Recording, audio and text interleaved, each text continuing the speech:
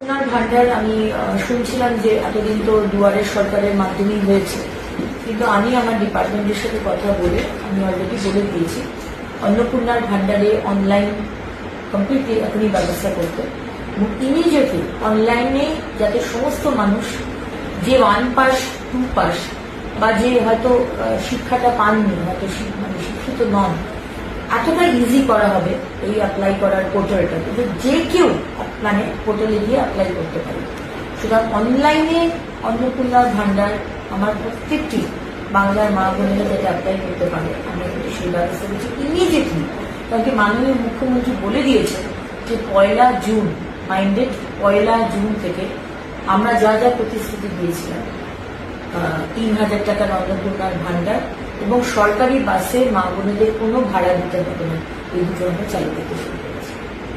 দেখুন, যারা লক্ষ্মীর ভান্ডার পাচ্ছিলেন তারা সবাই অন্নপূর্ণার ভান্ডার পাবেন। আমি আবার রিপিট করছি, যারা লক্ষ্মীর ভান্ডার পাচ্ছিলেন তারাই সবাই আবার অন্নপূর্ণার ভান্ডার পাবেন।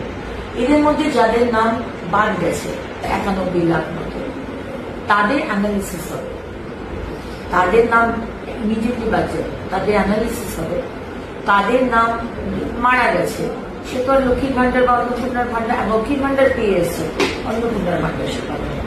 কেউ যদি বাংলাদেশের সিটিজেন হয়, নাগরিক বা বার্মা রোহিঙ্গা, সে তো আমাদের অন্নপূর্ণার ভান্ডার পাওয়ার তার যোগ্যতা নেই, সুতরাং তারা পাবেন না। কিন্তু যাদের নাম যে কোনো কারণে ডিলিট হয়েছে, তারা আমাদের নাগরিক নন, সেটা অ্যানালিসিস করার পরে জানা গেল তারা লক্ষ্মীর ভান্ডার পাবেন না। এর থেকে আলাদা করে রাখা হয়েছে যারা ট্রাইব্যুনালে আপিল করেছে, তাদের নাম কাটা গেছে, এবং যারা ট্রাইব্যুনালে আপিল করেছে তারা কিন্তু এখনো লক্ষ্মীর ভান্ডার পাবেন, তাদের নাম কিন্তু কাটা যাবে না, বিকজ তারা আপিল করেছে, তারা প্রসেসে রয়েছে। এবং যারা সিএ এর জন্য আপিল করেছে তারাও কিন্তু লক্ষ্মীর ভান্ডার পাবেন, তাদের নামও কাটা যাবে।